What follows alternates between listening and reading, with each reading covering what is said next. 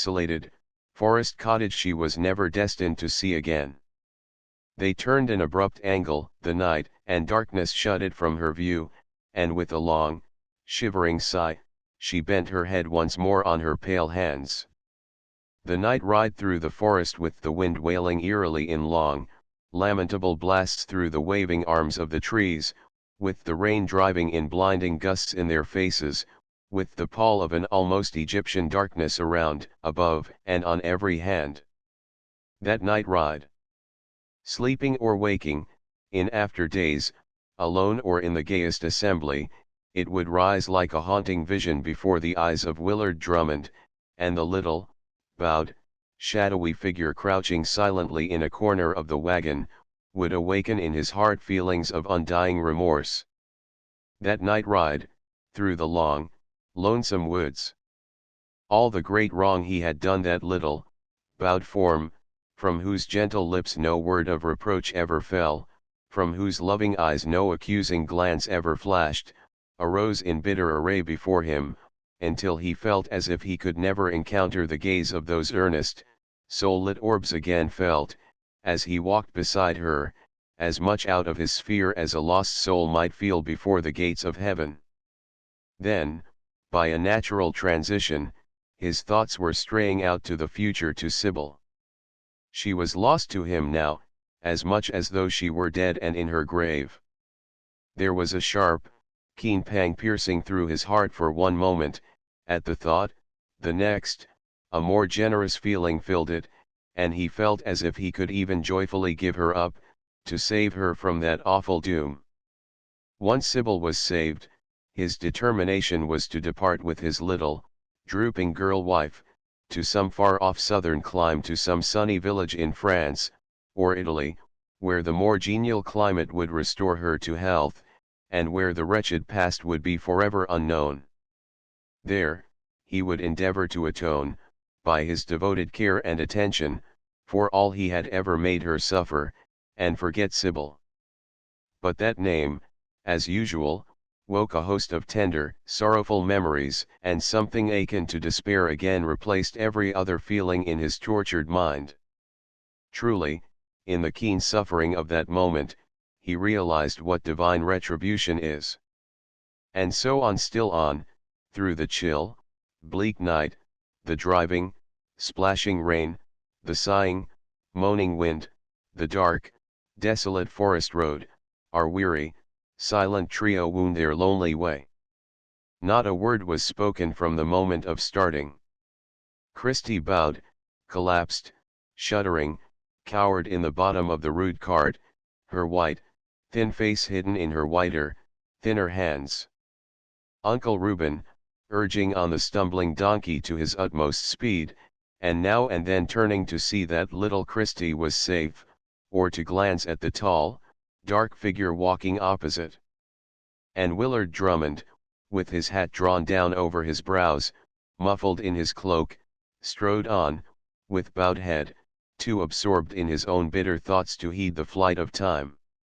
And so the long, silent night lingered and lingered, and the dripping forest road was passed at last, and they passed, at intervals, gloomy-looking farmhouses, whose inmates were still asleep, and whose only greeting to our weary travelers was the noisy barking of their watchdogs as they passed on. And so the melancholy journey was continued until morning, wan, cold and grey, lifted its dead, dull face from the mantle of night, and cast a sickly glimmer of light along the wet, slippery path. "Morning at last," said Uncle Reuben, lifting his head, with a deep sigh of relief. "This has been the longest night I have ever known."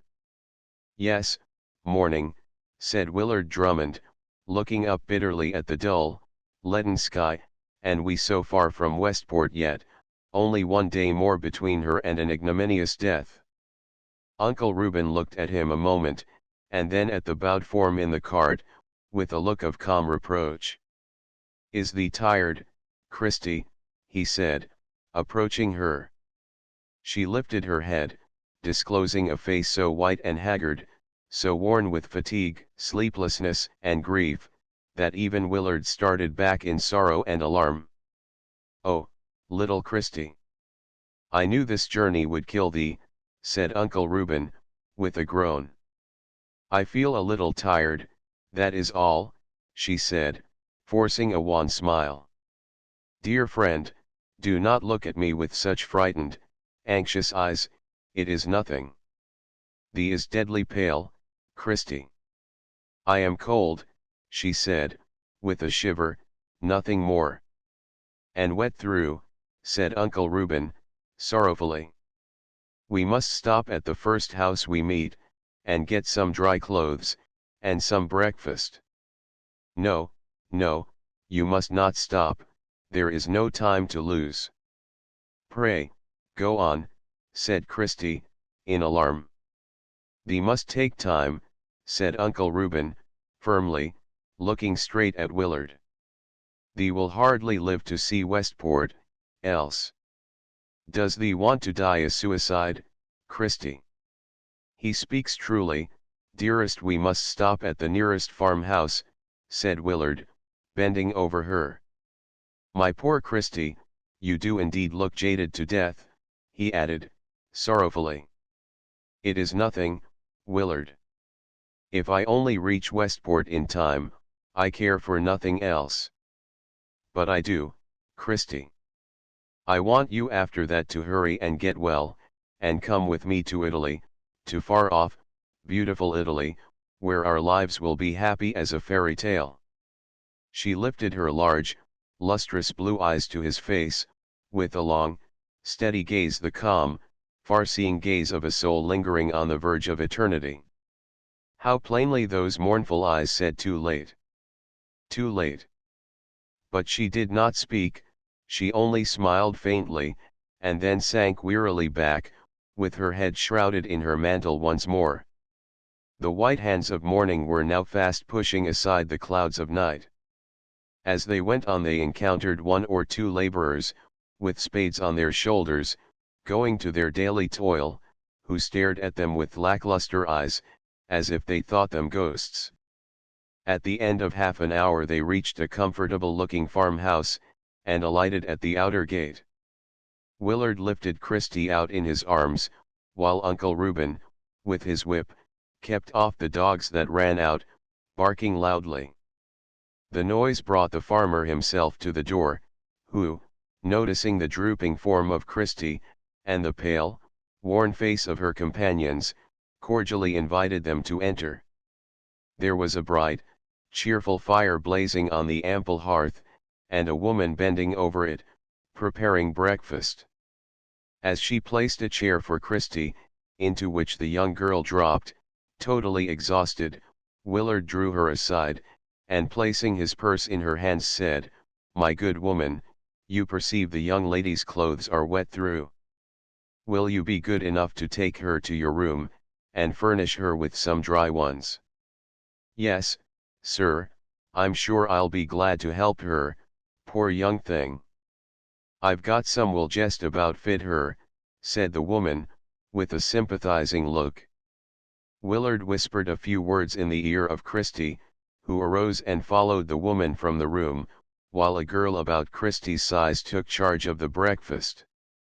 Willard seated himself near the fire, and fell once more into a painful reverie, from which the return of Christie aroused him. He placed a chair for her beside his own, and sinking into it she dropped her weary little head on his shoulder. Breakfast was soon smoking on the table, and the three wayfarers took seats, but much as they needed food, this errand had effectually taken away their appetites, and it was with the utmost difficulty they could prevail upon Christie even to swallow a cup of coffee. "Can you furnish me with a horse and wagon to reach N?" said Willard to their host, as they arose from the table. "Yes, you can come with me," replied the man. "I'm going there myself in an hour." "What time will you be in N?" said Willard, anxiously. "Little after noon. And if we take fresh horses immediately we can reach Westport before morning, can we not?" "Oh, yes, very easily, travel all night, and you'll be there in the morning." "Suppose you're going, with everybody else, to see the woman executed, Lord bless me.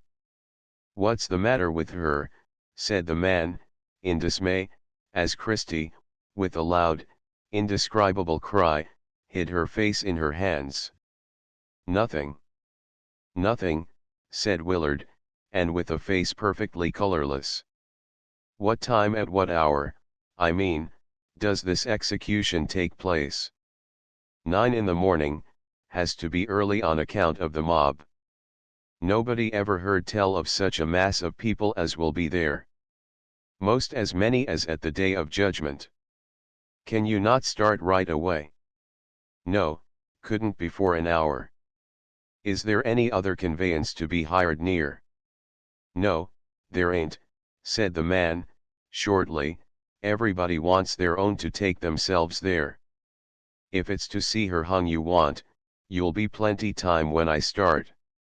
There was no help for it, and Willard and his equally impatient companions were obliged to wait almost 2 hours before the farmer was ready to start.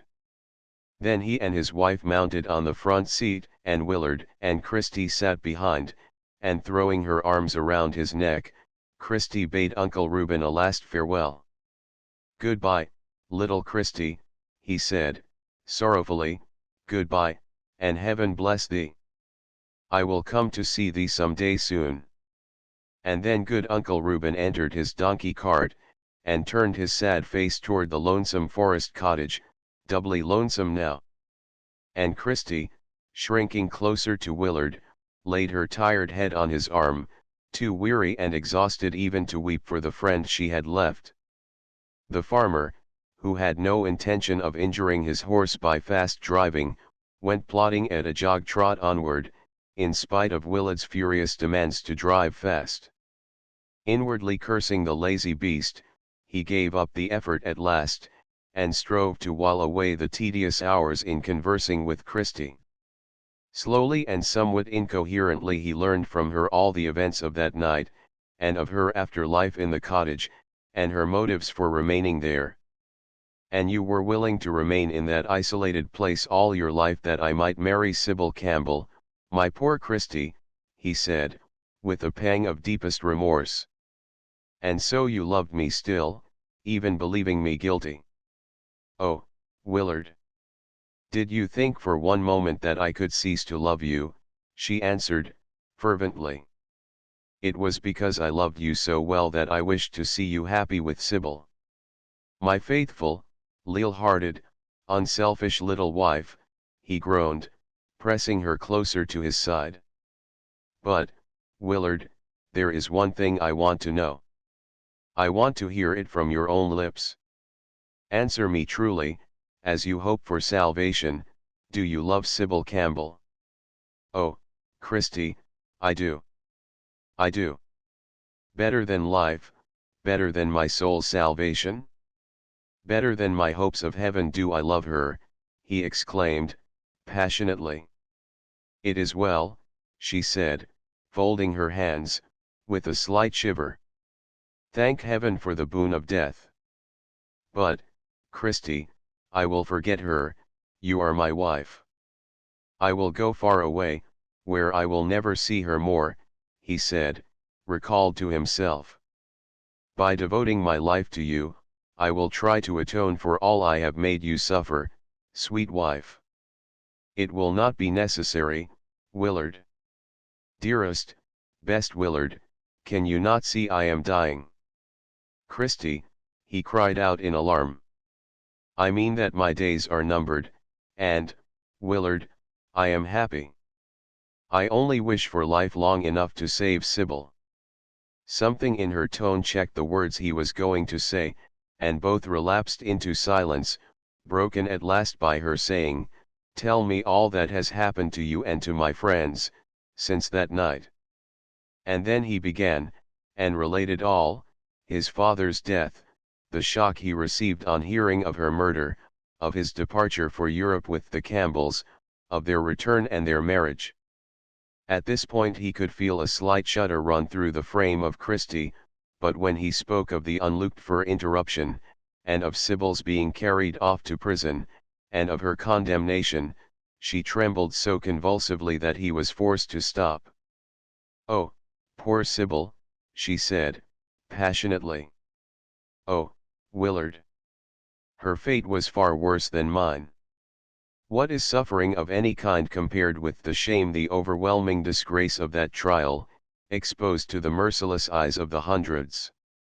And that I should, in any way, be the cause. Oh, Willard. It is dreadful." She wept, so violently that he was alarmed. "My own dear Christie, be calm," he said, soothingly. "Consider that you are now going to save her life." Still she wept on, until her overcharged heart was relieved, and then, worn out in mind and body, she fell fast asleep on his shoulder. Early in the afternoon they reached N, which they found crowded with strangers on their way to Westport. Leaving Christie in a hotel, Willard went to seek for a fast horse to take them to town, but, to his dismay, he found that every vehicle in the village was already engaged. Nearly insane with wild impatience, he offered enormous sums for a horse, but as the stern impossible rose against all his demands, he was forced to return to the hotel in a state bordering on frenzy, and offer the farmer with whom they had come the price of a dozen horses if he would only consent to surrender the wagon to him and let him drive.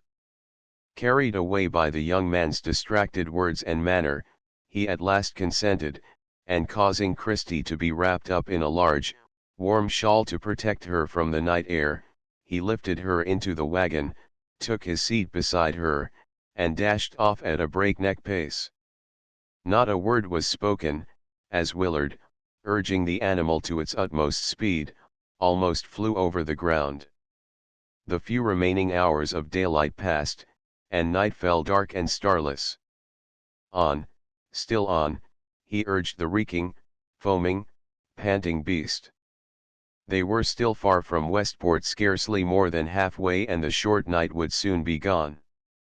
Each time the tired animal would halt, panting for a moment, the vision of Sybil, in her prison cell waiting for death, would rise before him, until, nearly mad with impatience, he would mercilessly lash the poor brute on to greater speed. But, just as he was beginning to hope that the rate at which they were going would, in 2 or 3 hours, bring them to Westport, the animal, completely exhausted, dropped to the ground, unable to proceed another step. With a furious imprecation, Willard sprang out and strove to assist him to his feet, but in vain. The horse was totally unable even to rise. For one moment Willard leaned against the wagon, while a feeling of utter despair filled his heart. The distance from Westport, the few intervening hours, the impossibility of procuring another horse, the awful peril of Sybil, struck a chill, like that of death, to his heart. "All is lost, Christie, all is lost," he said, in a voice so altered that she scarcely knew it. "The horse is driven to death, and in 10 short hours Sybil dies." "Heaven help us," said Christie, wringing her pale hands. "Willard, we must walk." "Walk," he repeated, bitterly. "Before the end of the first mile your fate would be similar to his." And he touched the animal with his foot. Try me," said Christie, springing from her seat. "Heaven will give me strength in this hour. Oh, Willard, hasten." With a speed as great as it was unnatural, Christie started forward, and Willard, with a last despairing effort, accompanied her, expecting every moment to see her fictitious strength give way. But no. It was as if a new spirit had entered that slight frame, for as she never could have walked in her days of perfect health and strength, she walked now, never for one moment faltering, until the first dawn of morning grew red in the sky. But with its first blush Willard felt the faint hope that had hitherto buoyed him up die entirely away.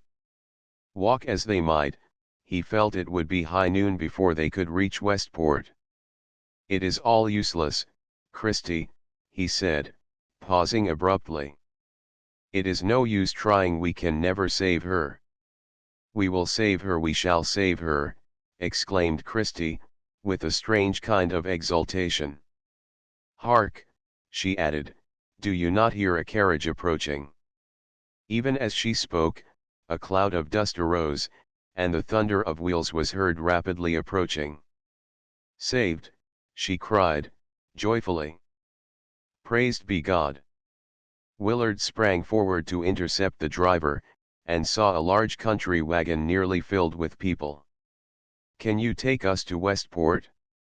Our errand is one of life and death. Something in Willard's tone startled the man, but after a moment's stare, he replied, yes, jump in. Lifting Christie in first, he took his seat beside her, and again dashed off. Hasten, hasten! For the love of heaven, cried Willard, passionately. I'll do my best, said the man. I want to be in time for the execution, anyway. On they fled. Mile after mile was passed, but, to the excited mind of Willard, they seemed going at a snail's pace. Did the sun ever rise so rapidly any morning before as it did on that? 8 o'clock, and still 10 miles from Westport. Faster, faster. $1,000, $2,000, $3,000, if we only reach Westport before 9, shouted Willard, almost maddened. A human life depends on it, I have a reprieve. Hooray, shouted the boy who drove. If ever Sultan went, he'll have to go it now. Here's my stick, tie your handkerchief on it, to hoist when we get into the town, and they'll stop the execution. Lashing his horse until the perspiration stood in great beads on his forehead, away they flew, and 10 minutes before 9 rushed furiously into the town. The streets were crowded, blocked up with people, a boundless sea of human beings. And near the jail they beheld the scaffold, and a sight which seemed to paralyze the very life in their hearts. For there, with the sheriff and a group of her immediate friends, stood Sybil Campbell, whiter than the dead, robed for death, cold, still, and rigid. A deep, awestruck silence had fallen over the vast crowd, a silence more terrible than the wildest shouts could have been. Raising the white handkerchief, the boy waved it in the air, shouting, wildly, a reprieve, and drove furiously right through the startled throng, heedless of those he trampled down in his way. The multitude took up the cry, and a reprieve! A reprieve! A reprieve! Rang out, gathering force as it went, until, from a low, hoarse shout, it rose to a wild, triumphal song that rang to the very heavens. And on, through the waving sea of human beings, they drove, until they reached the scaffold, and then rising to her feet, the thunderstruck spectators beheld the pale, beautiful face of the long-lost Christie.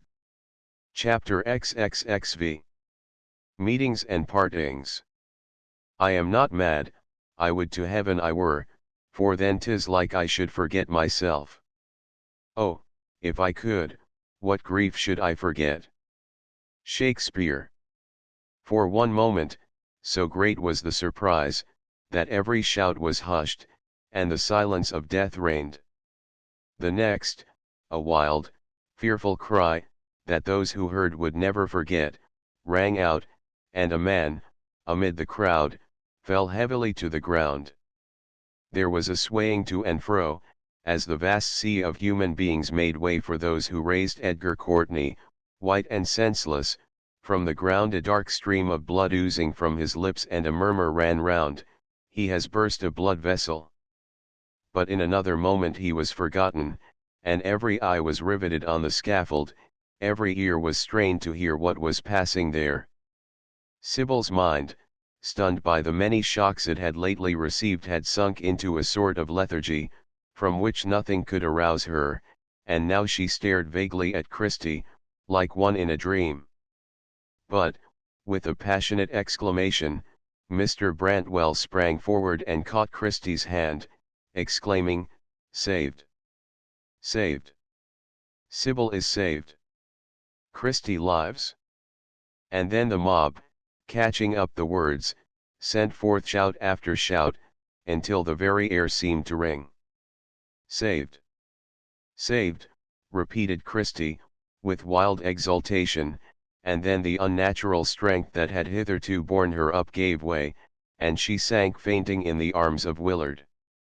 "Let us leave this horrible place," said Mr. Brantwell, drawing Sybil's arm within his own, and leading her away. "My carriage is near," said a gentleman who stood beside them, "and I beg you to make use of it." "I shall do so with pleasure. Sir," to the sheriff, "I presume Miss Campbell may now accompany me to the hotel, since she is discovered to be innocent of the crime with which she is charged." The sheriff bowed in silence. "Mr. Drummond, you had better bring this young girl also. You perceive she has fainted," said Mr. Brantwell. The clergyman, with Sybil, entered the carriage, followed by Drummond bearing Christie, and then the carriage drove rapidly away toward the hotel. And the surprised and wondering crowd dispersed, to spread the astonishing news far and wide. Sybil, like one in a dream, had allowed herself hitherto to be led passively wherever they willed, but at the entrance of Willard, she started, like one who receives a galvanic shock. Her face, a moment before like marble, grew crimson, her wild, black eyes lit fiercely up, and turning to Mr. Brantwell, she haughtily demanded, "Why is he here? How dare he ever enter my presence again?" "My dear Sybil, be reasonable," said the minister, delighted that even anger should rouse her from her apathy. "Mr. Drummond has saved your life." "I would sooner die than owe my life to him," she said, passionately.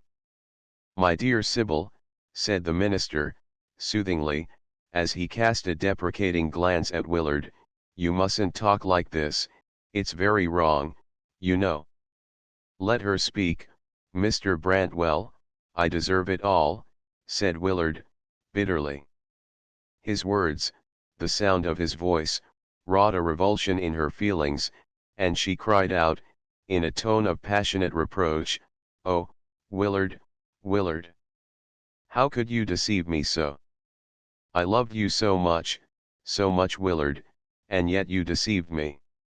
Oh, it was cruel, it was base, it was treacherous, it was unmanly to trifle with a poor young girl thus. Sybil, I am a wretch. I dare not ask you to forgive me," he groaned, in bitterest remorse. "And she is your wife, is she not?" she said, fixing her flaming eyes, on the pale, wan face of Christie. "She is, but she had no part in deceiving you, Sybil, all the blame must rest on me. As I deceived you, so did I deceive her, villain that I was," he replied. "Mr. Drummond, she is dead, I fear," said Mr. Brantwell, looking in alarm at the white, rigid face of Christie. "No, she has only swooned, she breathes yet." "Here we are, at the hotel, thank heaven," said the minister, as the coach stopped. A vast crowd had assembled here. For a moment all shrank from passing through it, but there was no help for it. "My brother is here," said Sybil, in a hurried whisper. "Yes. Take me to his room then," she said, passing her arm through that of the clergyman. "You will take Mrs. Drummond to my apartment," said the minister, kindly, "the waiter will show you where it is. I will join you in a few moments." Bearing the light form of his still senseless wife in his arms, Willard entered the room and laid her on the bed. The wife of the host entered with restoratives, but it was long ere the heavy lids were raised from the sad blue eyes. "My own Christie, you are better now," said Willard, bending over her. She smiled faintly, and pressed her hand to her heart.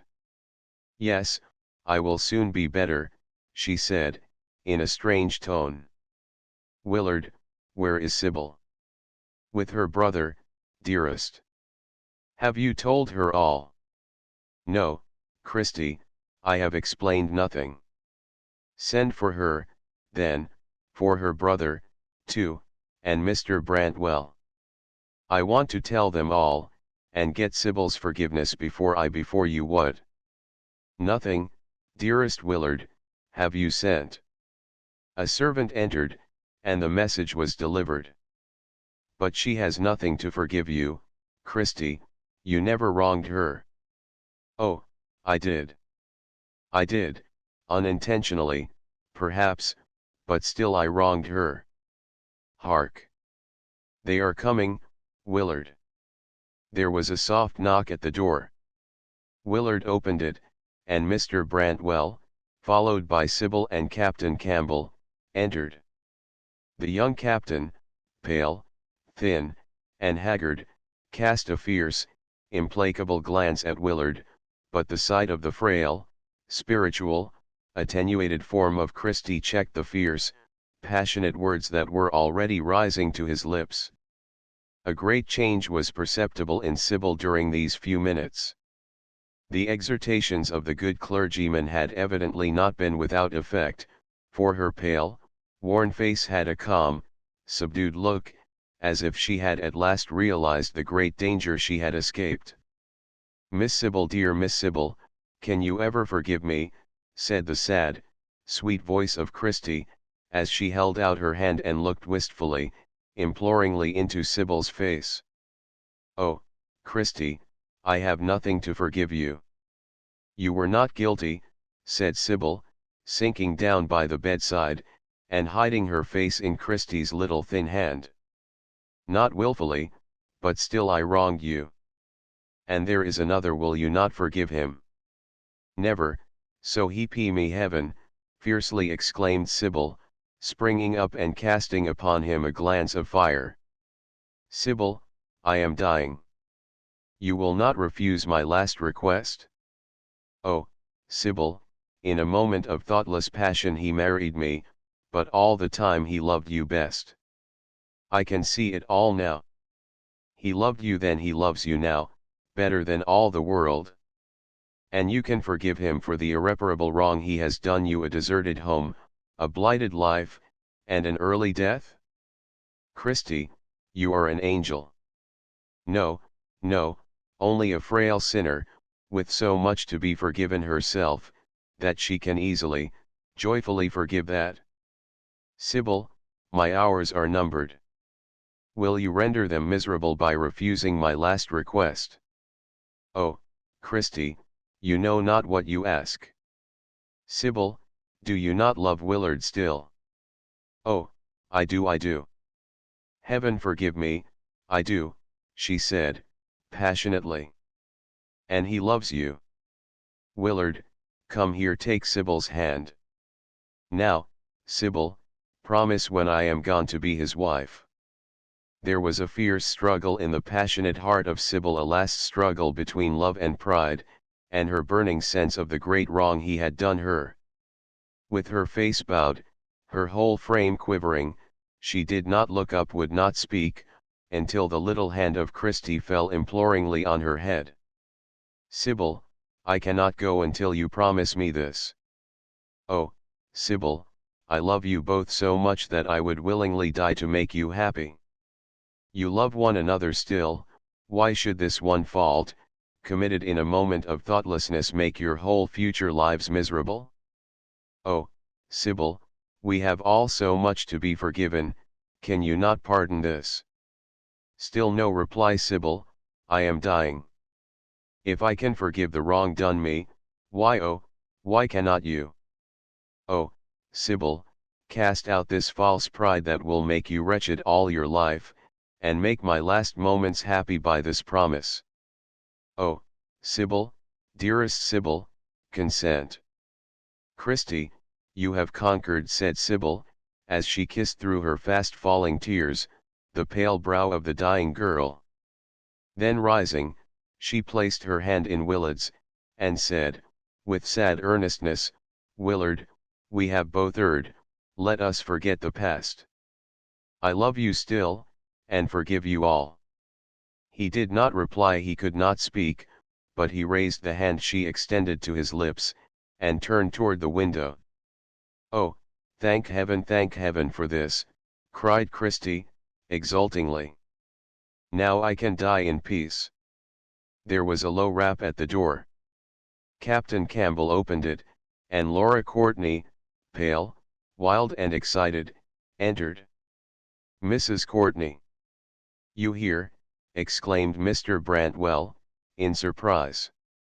"Oh, Mr. Brantwell, Edgar is dying. The doctor says so, and he is raving and saying the most frightful things. He wants to see Captain Campbell and his sister immediately." "Me," said Sybil. "What can he want with me?" "Oh, I do not know. He is saying such dreadful things." "Come with me," said Mrs. Courtney, catching Sybil's arm in a wild, terrified way and drawing her from the room. Mr. Brantwell, Willard, and his dying girl wife were left alone. "I want to see Aunt Tom and Carl," said Christie, faintly. "Do you know where they are to be found?" "They are on the island," said Mr. Brantwell, "and consequently have not heard of your arrival here. I will send a messenger over for them, if you wish."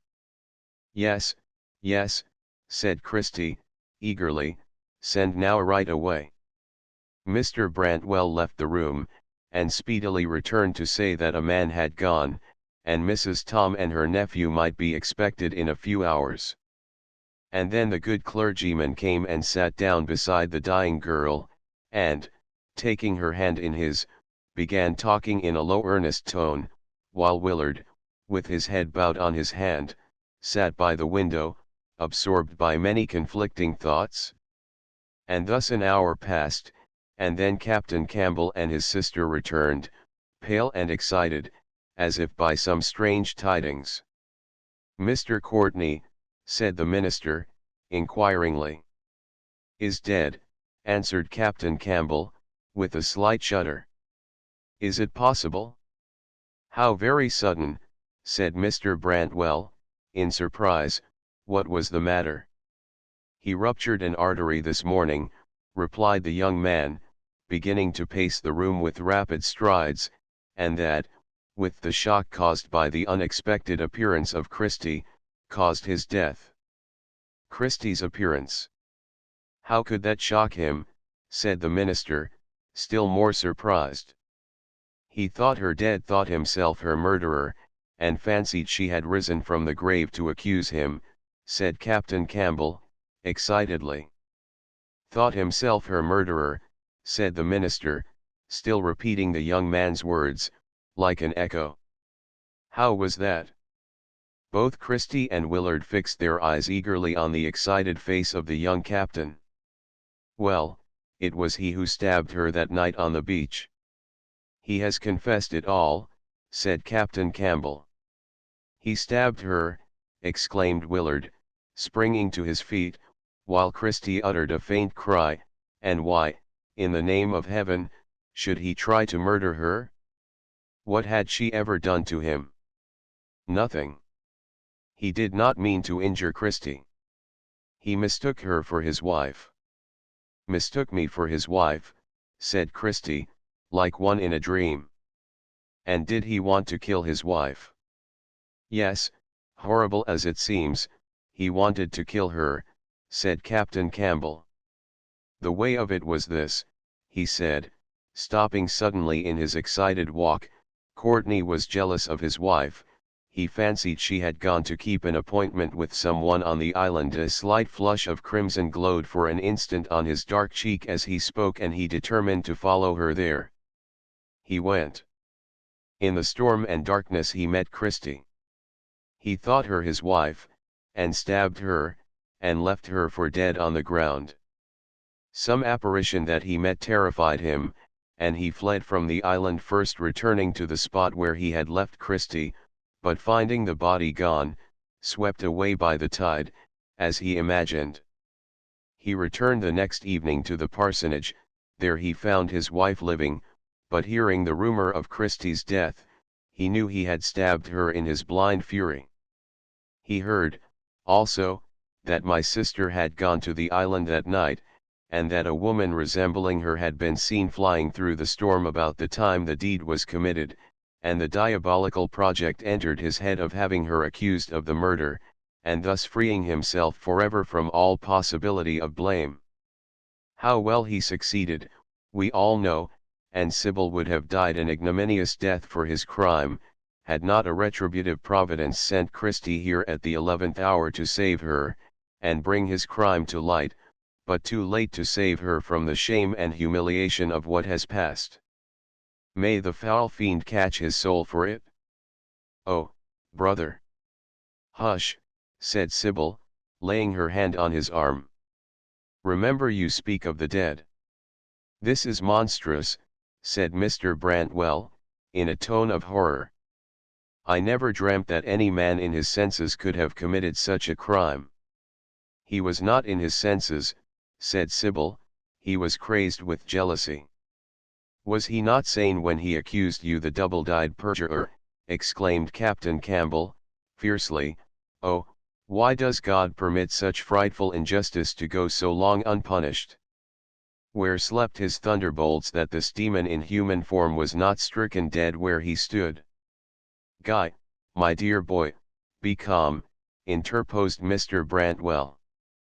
God is his own interpreter, and in his own good time has seen fit to save your sister.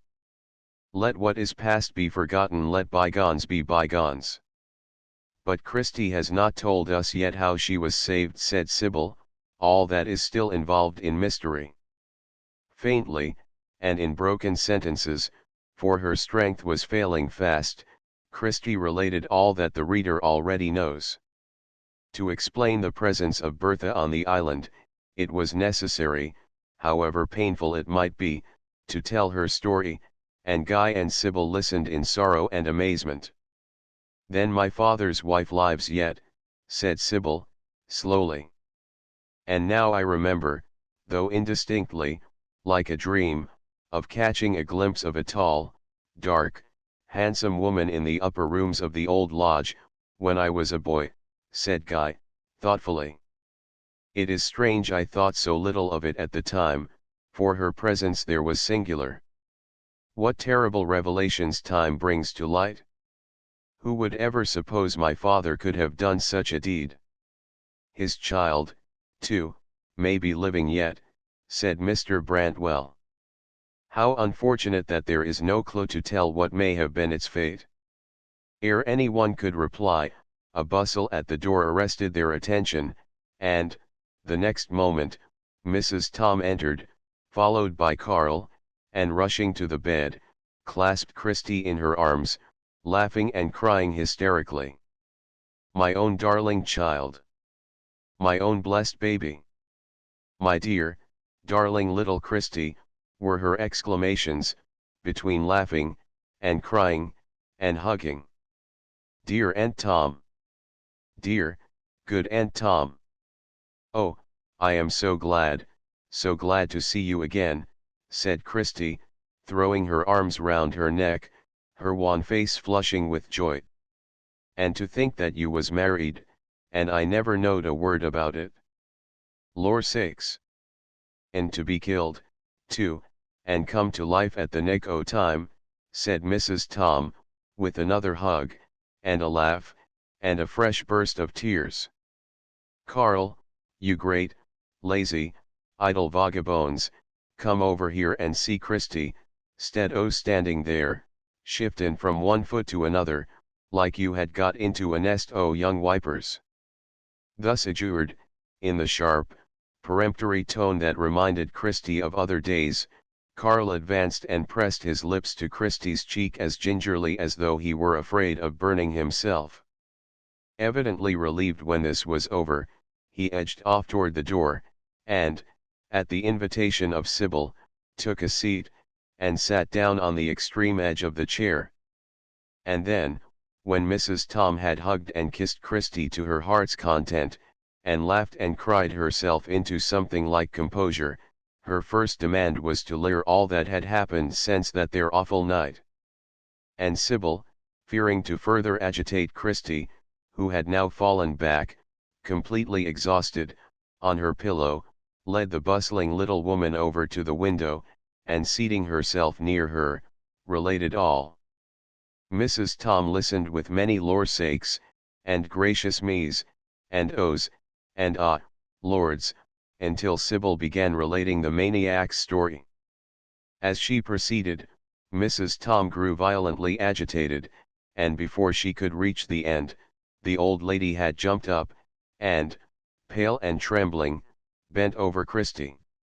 "Christie, look here," she said, excitedly, "that there crazy woman had a little child, had she, the time she was walled up in that room?" "Yes," replied Christie, wonderingly. "That there little child was left in Camel's Lodge, with Mark Campbell, was it?"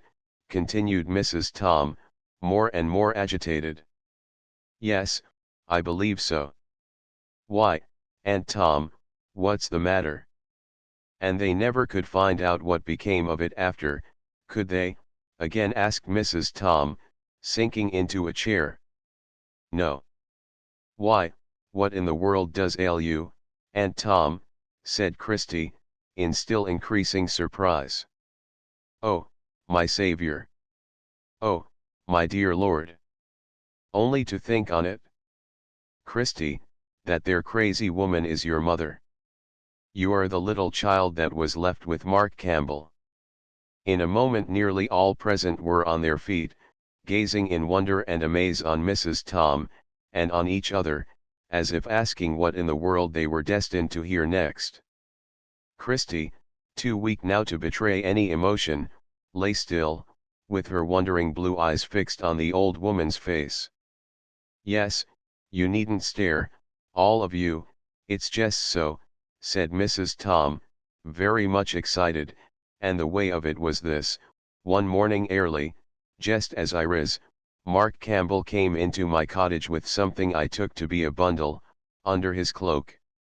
He opened it, and you may guess the astonishment I was in, when, instead o' a bundle, he laid the sweetest, dearest, puttiest little baby on the table ever I seed. Lor sakes! I was so completely consternified I hadn't a word to say, but jest stood starin' with my mouth wide open, fussed at him and then at the baby that was sleepin' like a sweet little angel. Before I could ask him a single blessed question 'bout it, he says to me, 'Mrs. Tom, there's a child I want taken care of. If you'll do it, I'll pay you, if you won't.' I don't know what he was going to say, for I broke out with the greatest string o' questions just then that ever was, asking him all about the baby, but he only looked fierce, and wouldn't tell me a word. 'If you will take it, Mrs. Tom,' says he, 'you shall be well rewarded for taking care of it, but you must never, while I live, breathe to a living soul that I left it with you. If you do,' says he, 'it will be all the worse for you.' 'And its mother,' says I, 'where's she?' My conscience! If you had seen him then! His face got like a thunder cloud, and he said, in a voice that made me tremble, yes, even me, and there ain't many I'd tremble before, thank the Lord, never mention that word again, or I swear I'll blow your brains out as I would a rabbit's. And then he rushed from the house, leaving me more astonished and frightened than ever I had been before in all my born days. But I kept the baby, and called it Christina, after a sister I had once, Carl Henley's mother, poor thing, that went and heaved herself away on a vagabonds of a fellow, and kept it till it grew up. Mark Campbell died a little while after, but we never spoke another word about the child, but now I know, arter hearing about the crazy woman, she was its mother." Aunt Tom paused for breath, and Sybil, with a great cry, sprang forward and clasped Christie in her arms. "My sister! My sister! My dear little sister!" she exclaimed, through her fast falling tears. "Oh, Christie! Oh, Christie! to discover you are my sister when it is too late. With her arms round Sybil's neck, her golden head lying on her shoulder, Christie said, in a voice so faint that Sybil had to stoop down very low to hear her, I am going, Sybil, dear sister Sybil. Tell Guy, my brother, and Aunt Tom, to come and bid me goodbye. In a voice choked with sobs, Sybil called them to the bedside, to receive that parting embrace. Guy's eyes were full of tears, and Mrs. Tom's sobs resounded audibly through the room. And now, Sybil, my own, my darling sister, goodbye, and heaven bless you. Hush! Do not weep so, and the little wan arms clasped Sybil's neck in a last embrace.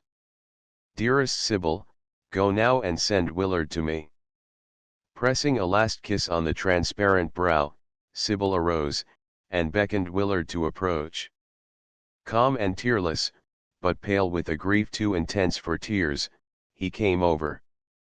A flush of love and joy lit up the wan face at his approach, her arms with a last effort encircled his neck, the golden head dropped on his breast, while the sweet beautiful lips murmured, Dear Willard. Dearest Willard. Goodbye. I am going to heaven to pray for you and Sybil. You will try to be very happy, and make her very happy, when I am gone, will you not? Lift me up, Willard, and carry me to the window, I want to see the beautiful sunlight once more. He lifted the slight little form, and sat down, with her in his arms, beside the window. A bright ray of sunshine flashed in, and lit up with a sort of glory the angel brow, the golden hair, and the sweet, pale face. Colder and colder grew the hand in his, lower sank the head on his bosom, fainter and fainter beat the gentle, loving heart. No sound, save the suppressed sobs of Mrs. Tom, broke the stillness of the room. Suddenly the closed eyes flew open, with a vivid, radiant light, the sweet lips started in a smile of ineffable joy, and she half rose from her recumbent posture. The next, she fell back, the blue eyes closed, a slight shiver passed through her frame, and the streaming sunshine fell on the face of the dead. Asterisk asterisk asterisk asterisk asterisk 1 year after, there was a wedding, a very quiet, private one at the little church of N. And when it was over, Sybil and Willard entered their plain, dark traveling carriage, and bidding goodbye to their friends assembled in the parsonage, set out for Willard's Virginia home where, in the unclouded sunshine of the future, they soon forgot, or learned to only look back with tender regret, to the sufferings and sorrows of the past. Christie was not forgotten. The oldest daughter of Mr. and Mrs. Drummond, a gentle, dark-eyed girl, bears her name.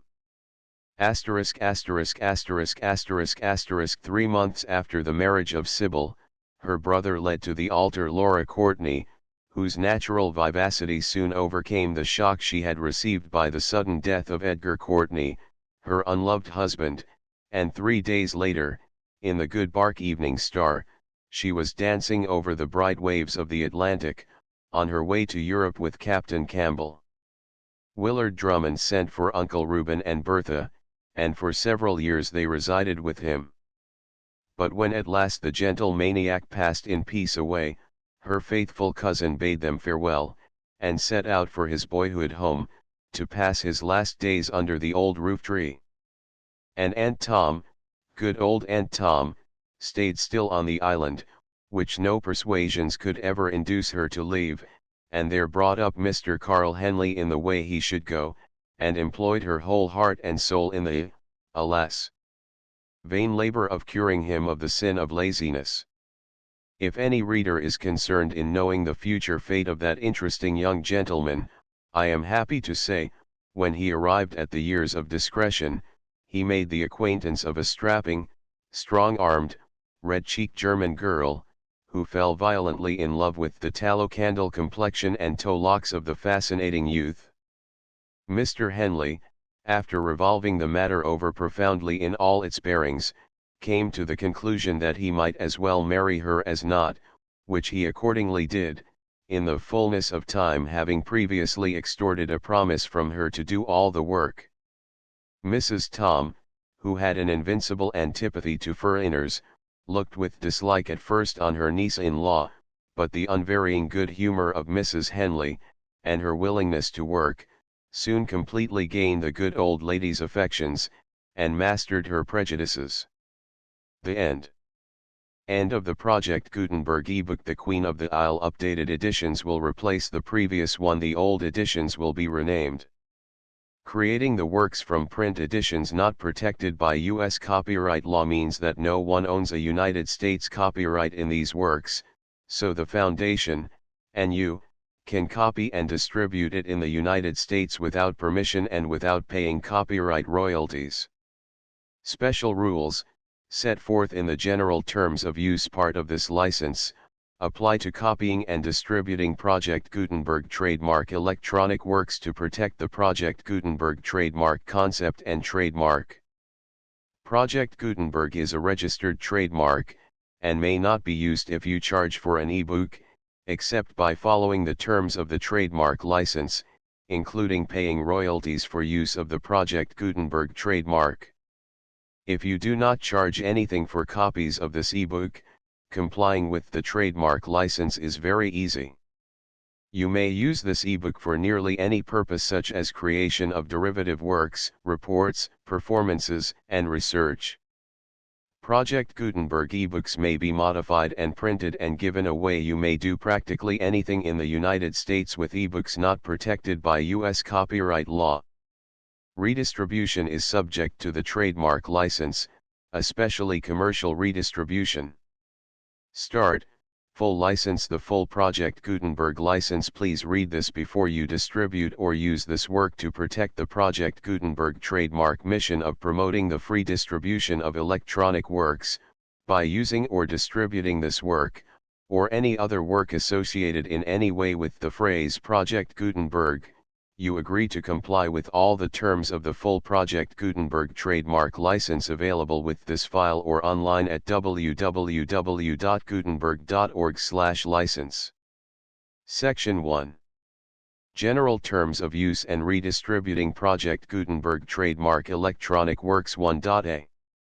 By reading or using any part of this Project Gutenberg trademark electronic work, you indicate that you have read, understand, agree to and accept all the terms of this license and intellectual property, trademark/copyright, agreement. If you do not agree to abide by all the terms of this agreement, you must cease using and return or destroy all copies of Project Gutenberg trademark electronic works in your possession.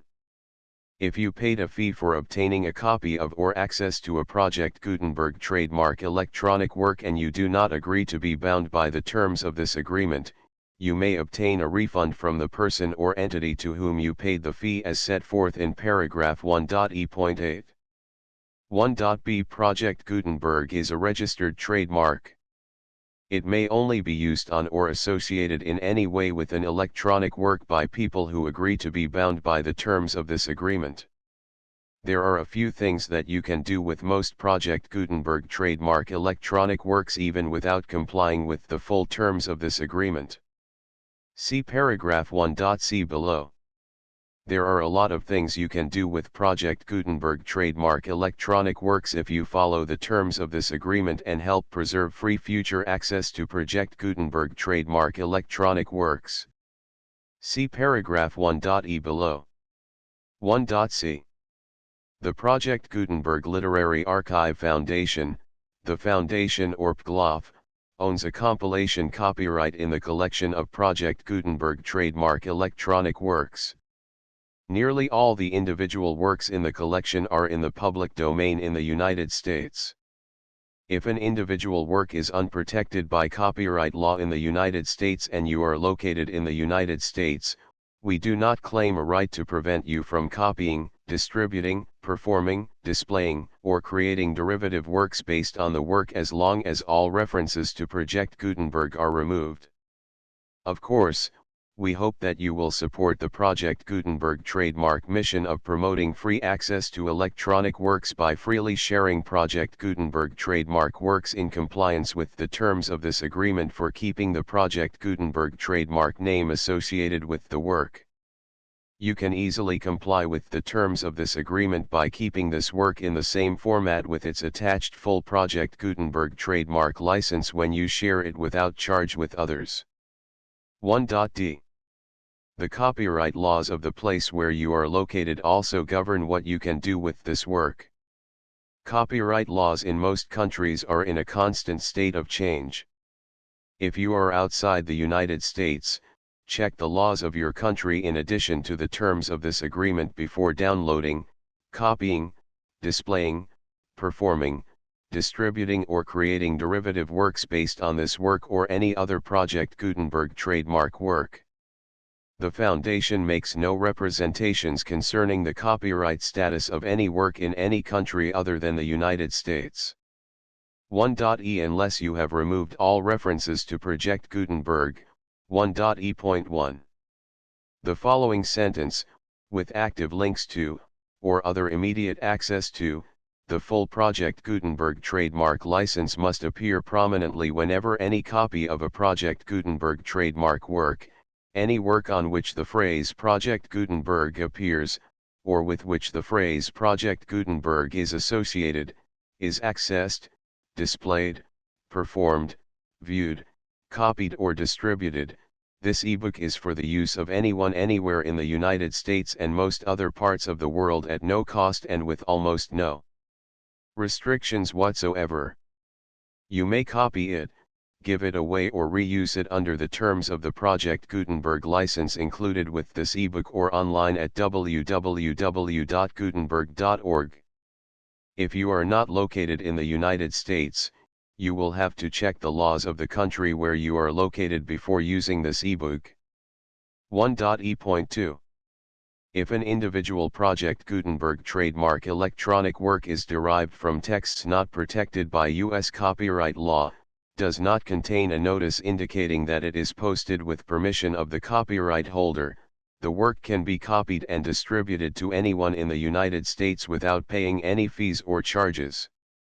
If you are redistributing or providing access to a work with the phrase Project Gutenberg associated with or appearing on the work, you must comply either with the requirements of paragraphs 1.e.1 through 1.e.7 or obtain permission for the use of the work and the Project Gutenberg trademark as set forth in paragraphs 1.e.8 or 1.e.9. 1.e.3. If an individual Project Gutenberg trademark electronic work is posted with the permission of the copyright holder, your use and distribution must comply with both paragraphs 1.e.1 through 1.e.7 and any additional terms imposed by the copyright holder. Additional terms will be linked to the Project Gutenberg trademark license for all works posted with the permission of the copyright holder found at the beginning of this work. 1.e.4. Do not unlink or detach or remove the full Project Gutenberg trademark license terms from this work, or any files containing a part of this work or any other work associated with Project Gutenberg trademark. 1.e.5. Do not copy, display, perform, distribute or redistribute this electronic work, or any part of this electronic work, without prominently displaying the sentence set forth in paragraph 1.e.1 with active links or immediate access to the full terms of the Project Gutenberg trademark license. 1.e.6. You may convert to and distribute this work in any binary, compressed, marked up, non-proprietary or proprietary form, including any word processing or hypertext form. However, if you provide access to or distribute copies of a Project Gutenberg trademark work in a format other than plain vanilla ASCII or other format used in the official version posted on the official Project Gutenberg trademark website, www.gutenberg.org, you must, at no additional cost, fee, or expense to the user, provide a copy, a means of exporting a copy, or a means of obtaining a copy upon request, of the work in its original plain vanilla ASCII or other form. Any alternate format must include the full Project Gutenberg trademark license as specified in paragraph 1.e.1. 1.e.7. Do not charge a fee for access to, viewing, displaying, performing, copying or distributing any Project Gutenberg trademark works unless you comply with paragraph 1.e.8 or 1.e.9. 1.e.8. You may charge a reasonable fee for copies of or providing access to or distributing Project Gutenberg trademark electronic works provided that, you pay a royalty fee of 20% of the gross profits you derive from the use of Project Gutenberg trademark works calculated using the method you already use to calculate your applicable taxes. The fee is owed to the owner of the Project Gutenberg trademark, but he has agreed to donate royalties under this paragraph to the Project Gutenberg Literary Archive Foundation. Royalty payments must be paid within 60 days following each date on which you prepare, or are legally required to prepare, your periodic tax returns. Royalty payments should be clearly marked as such and sent to the Project Gutenberg Literary Archive Foundation at the address specified in Section 4. Information about donations to the Project Gutenberg Literary Archive Foundation. You provide a full refund of any money paid by a user who notifies you in writing, or by email, within 30 days of receipt that he does not agree to the terms of the full Project Gutenberg trademark license. You must require such a user to return or destroy all copies of the works possessed in a physical medium and discontinue all use of and all access to other copies of Project Gutenberg trademark works. You provide, in accordance with paragraph 1.f.3, a full refund of any money paid for a work or a replacement copy, if a defect in the electronic work is discovered and reported to you within 90 days of receipt of the work. You comply with all other terms of this agreement for free distribution of Project Gutenberg trademark works. 1.e.9.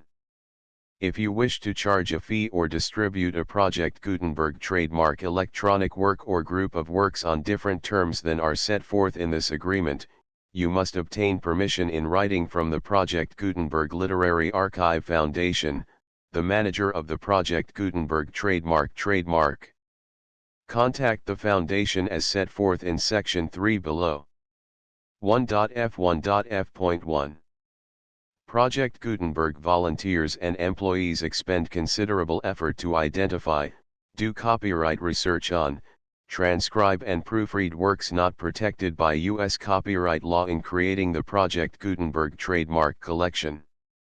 Despite these efforts, Project Gutenberg trademark electronic works, and the medium on which they may be stored, may contain defects, such as, but not limited to, incomplete, inaccurate or corrupt data, transcription errors, a copyright or other intellectual property infringement, a defective or damaged disk or other medium, a computer virus, or computer codes that damage or cannot be read by your equipment. 1.f.2. Limited warranty, disclaimer of damages, except for the right of replacement or refund described in paragraph 1.f.3, the Project Gutenberg Literary Archive Foundation, the owner of the Project Gutenberg trademark, and any other party distributing a Project Gutenberg trademark electronic work under this agreement, disclaim all liability to you for damages, costs, and expenses, including legal fees. You agree that you have no remedies for negligence, strict liability, breach of warranty or breach of contract except those provided in paragraph 1.f.3. You agree that the Foundation, the trademark owner, and any distributor under this agreement will not be liable to you for actual, direct, indirect, consequential, punitive, or incidental damages even if you give notice of the possibility of such damage. 1.f.3. Limited right of replacement or refund. If you discover a defect in this electronic work within 90 days of receiving it, you can receive a refund of the money, if any, you paid for it by sending a written explanation to the person you received the work from. If you received the work on a physical medium, you must return the medium with your written explanation. The person or entity that provided you with the defective work may elect to provide a replacement copy in lieu of a refund. If you received the work electronically, the person or entity providing it to you may choose to give you a second opportunity to receive the work electronically in lieu of a refund. If the second copy is also defective, you may demand a refund in writing without further opportunities to fix the problem. 1.f.4 Except for the limited right of replacement or refund set forth in paragraph 1.f.3, this work is provided to you as is, with no other warranties of any kind, express or implied, including but not limited to warranties of merchantability or fitness for any purpose. 1.f.5 Some states do not allow disclaimers of certain implied warranties or the exclusion or limitation of certain types of damages. If any disclaimer or limitation set forth in this agreement violates the law of the state applicable to this agreement, the agreement shall be interpreted to make the maximum disclaimer or limitation permitted by the applicable state law. The invalidity or unenforceability of any provision of this agreement shall not void the remaining provisions. 1.f.6 Indemnity. You agree to indemnify and hold the foundation, the trademark owner, any agent or employee of the foundation, anyone providing copies of Project Gutenberg trademark electronic works in accordance with this agreement, and any volunteers associated with the production, promotion, and distribution of Project Gutenberg trademark electronic works, harmless from all liability, costs, and expenses, including legal fees, that arise directly or indirectly from any of the following which you do or cause to occur. A. Distribution of this or any Project Gutenberg trademark work. B. Alteration, modification, or additions or deletions to any Project Gutenberg trademark work, and C. Any defect you cause. Section 2. Information about the mission of Project Gutenberg trademark. Project Gutenberg trademark is synonymous with the free distribution of electronic works in formats readable by the widest variety of computers, including obsolete, old, middle-aged, and new computers. It exists because of the efforts of hundreds of volunteers and donations from people in all walks of life. Volunteers and financial support to provide volunteers with the assistance they need are critical to reaching Project Gutenberg trademark's goals and ensuring that the Project Gutenberg trademark collection will remain freely available for generations to come. In 2001, the Project Gutenberg Literary Archive Foundation was created to provide a secure and permanent future for Project Gutenberg trademark and future generations. To learn more about the Project Gutenberg Literary Archive Foundation and how your efforts and donations can help, see sections 3 and 4 and the Foundation information page at www.gutenberg.org. Section 3. Information about the Project Gutenberg Literary Archive Foundation. The Project Gutenberg Literary Archive Foundation is a non-profit 501(c)(3) educational corporation organized under the laws of the state of Mississippi and granted tax-exempt status by the Internal Revenue Service. The Foundation's IN or Federal Tax Identification Number is 64-6221541. Contributions to the Project Gutenberg Literary Archive Foundation are tax-deductible to the full extent permitted by U.S. federal laws and your state's laws. The Foundation's business office is located at 809 North 1500 West, Salt Lake City, Utah 841-16801-596-1887. Email contact links and up-to-date contact information can be found at the Foundation's website and official page at www.gutenberg.org/contact section 4. Information about donations to the Project Gutenberg Literary Archive Foundation. Project Gutenberg trademark depends upon and cannot survive without widespread public support and donations to carry out its mission of increasing the number of public domain and licensed works that can be freely distributed in machine-readable form accessible by the widest array of equipment including outdated equipment. Many small donations, $1 to $5,000, are particularly important to maintaining tax-exempt status with the IRS. The Foundation is committed to complying with the laws regulating charities and charitable donations in all 50 states of the United States. Compliance requirements are not uniform and it takes a considerable effort, much paperwork, and many fees to meet and keep up with these requirements. We do not solicit donations in locations where we have not received written confirmation of compliance. To send donations or determine the status of compliance for any particular state, visit www.gutenberg.org/donate. While we cannot and do not solicit contributions from states where we have not met the solicitation requirements, we know of no prohibition against accepting unsolicited donations from donors in such states who approach us with offers to donate. International donations are gratefully accepted, but we cannot make any statements concerning tax treatment of donations received from outside the United States. U.S. laws alone swamp our small staff. Please check the Project Gutenberg web pages for current donation methods and addresses. Donations are accepted in a number of other ways including checks, online payments, and credit card donations. To donate, please visit www.gutenberg.org/donate. Section 5. General information about Project Gutenberg trademark electronic works. Professor Michael S. Hart was the originator of the Project Gutenberg trademark concept of a library of electronic works that could be freely shared with anyone. For 40 years, he produced and distributed Project Gutenberg trademark ebooks with only a loose network of volunteer support. Project Gutenberg trademark ebooks are often created from several printed editions, all of which are confirmed as not protected by copyright in the U.S. unless a copyright notice is included. Thus, we do not necessarily keep ebooks in compliance with any particular paper edition. Most people start at our website, which has the main PG search facility, www.gutenberg.org.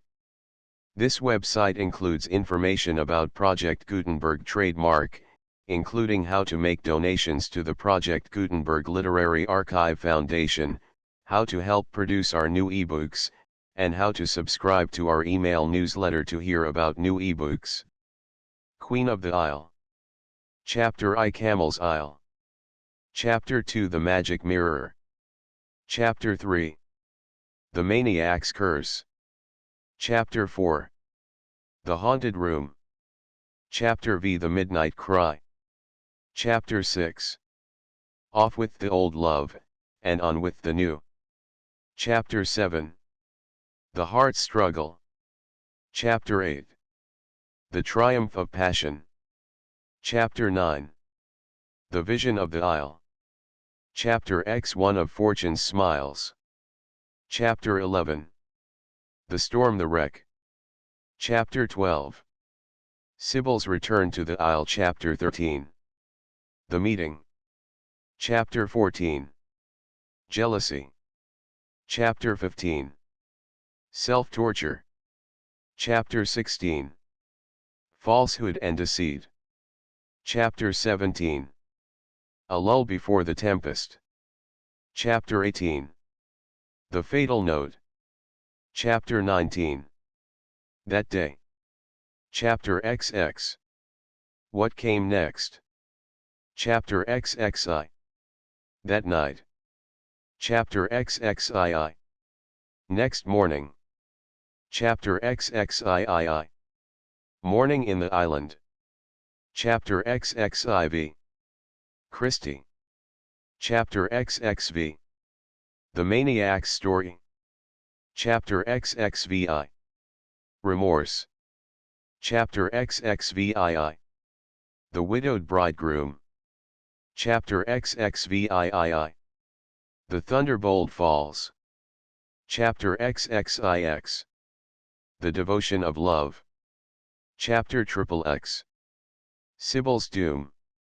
Chapter XXXI. The Bankrupt Heart. Chapter XXXII. Another Storm Within and Without. Chapter XXXIII. The Dead Alive. Chapter XXXV. Explanations. Chapter XXXV. Meetings and Partings. The Full Project Gutenberg License.